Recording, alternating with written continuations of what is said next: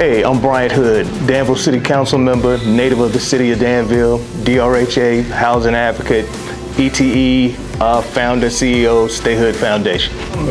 How I look at the city of Danville in my past, I have to be frank, I had never experienced a bad encounter with the Danville City Police.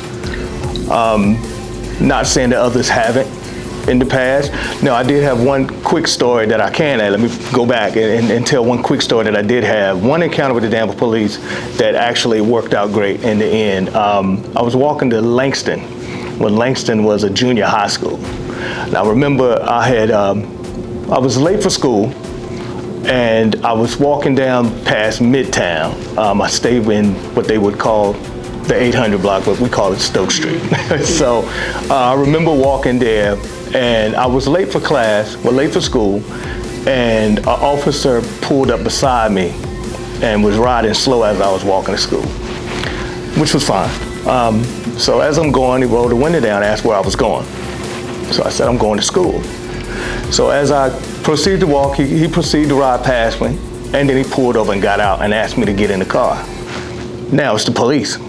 So, okay, no problem. So I got in, I guess I was 14 maybe, 14 at the time, 13, 14.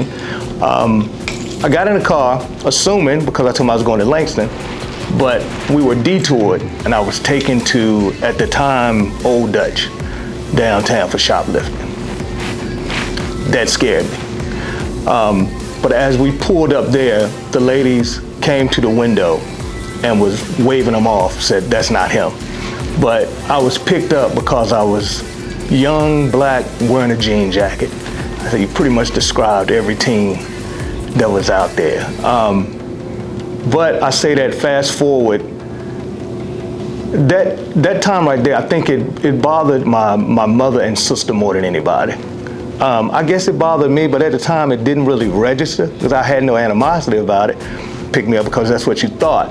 I think it cleared me because the ladies just simply said that wasn't me. But I wanted a little more detail to be stereotyped as opposed to that. Fast forward from that, I had no other encounters, fortunately enough. But if we look at from then as to what you hear, as to what you experience is two different things, two totally different things. I have grown to become more involved with community and more involved with the city, also based off of partnerships through the police department, because each officer has been genuine. I think that what we look at, and me, I have a background in mental health, so I think that as we look at things and we proceed, following up and being around law enforcement, and we have a stereotypical illusion, I would say, that we get from various sectors. So whether it's media, whether it's any type of media, whether it's magazines, whether it's newspapers, sometimes it's a certain narrative that may be out there that's not a true narrative. And the great thing about here is the engagement, and you saw it over the years get better and better and better and better and better. And what I'm proud to say is how proud I am of Danville City Police Department is the fact that the willingness of, you see transparency, but you see community. So it's about making certain that it's the protection of the law, but also it's the commitment and dedication that you see and the involvement of getting involved with citizens that, I'm gonna be honest with you, I hadn't seen it anywhere else like that. And I've lived in Philadelphia, just different places, but to see that, and it's easy to say because it's not pandering, because it's genuine. And we see that, and you see more trust built every day in this city. I remember I'd opened my first music store, me and a partner, and we had a frontline music store as two young African-American men. I was proud of that. My mother took ill when I was 8 years old. So literally growing up, I had my siblings, which my sister helped raise me, then I had my brothers. But we were able to have people in the community that watched out for us. So I sit back now, I say, how did I even get through school without that stability? But I was able to do so. Moving forward, from seeing that, from doing that, And going further in the community, from the music store, I started interacting with a lot of different people that was throughout the community. So something I said, well, you know what? I see people doing charitable events and charitable things. I want to see if I could do so myself.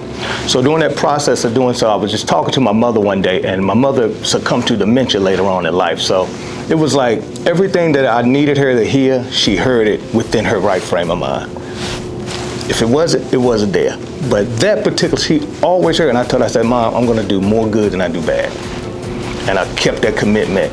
And what I thrived off of, because, you know, I sit back and I laughed one day. I said, it almost seemed like it took me to get to 40 years old to realize I grew up poor. But I really didn't grow up poor. We were rich from within. And I just remember telling her I'm going to do more good than I do bad, and I'm going to get out here and literally do stuff. So what happened was, where I may have lacked in other areas, my fulfillment was given back. So the first thing I did was cleft disorder. So I started like the first teen day parties, and what we did, we raised money, because cleft disorder, you could do a surgery for $250. So we were able to do 4 surgeries for kids. So that was my very first charitable event. But the more I got out there and the more I got in community, I always was shy in school. So the more I got out there, the more I got in community, the more amped I got to give back. And it just, all of a sudden, it just became an obsession. And it just kept going, kept moving, kept going. I had been encouraged and asked about politics prior. I said, there's no way I can do that. I don't think I'm ready for it. I don't think I had a skill set. Your mind goes all over the place with a lot of different things.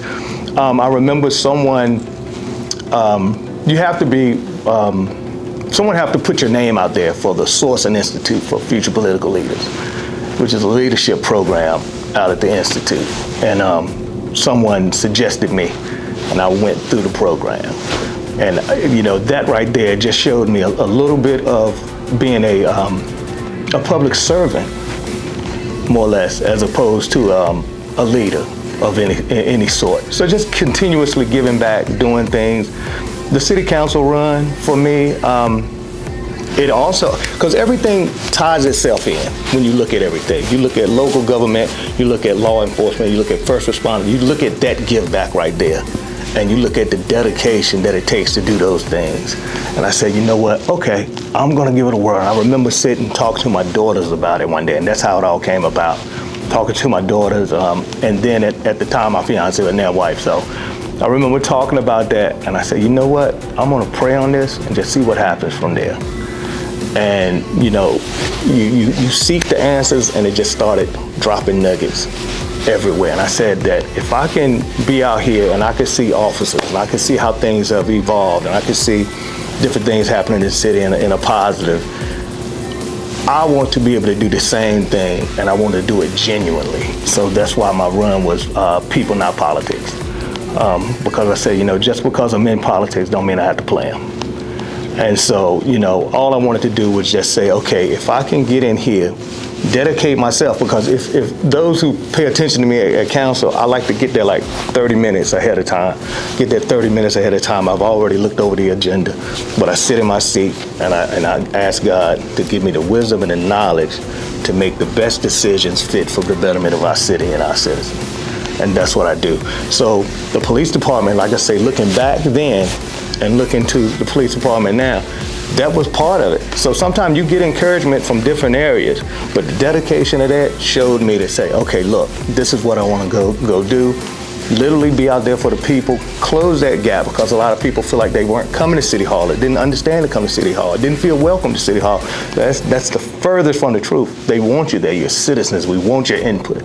And we're not city leaders, we're city servants. We serve the citizens of Danville, like the police department. And you know, so that right there played a major factor of me. So for those who didn't know that played a major role for me. That played a major role for me seeing that. And then to be able to build relationships with so many officers and so many people in law enforcement, and you become a family. So you become a thriving city and a thriving family, because people want to see the best in everybody and everything in every situation. And it's nothing targeted for something. So it's not a ulterior motives in any type of way, shape, or form. It's just actually going out there, serving citizens, working together collectively to build up something bigger and better. And I think we see it every day. As far as Black history, And as far as myself, as a black male in this city, in society, in today's time, my closing message would be understanding your inner self and understanding your surroundings and how to pull all that in together and actually be as one. Because anybody that knows me, I'm gonna greet you. I'm gonna hug you, I'm gonna give you 5, I'm gonna embrace you, I'm gonna pull you in 4 or 5 times before we leave each other. And it's not forced. And I think that's what speaks for Danville. That's an embracing moment that we have as family. It automatically pulls you in. People genuinely care about each other here. And I think that is what we hear the phrase marked a lot of times, stronger and better together.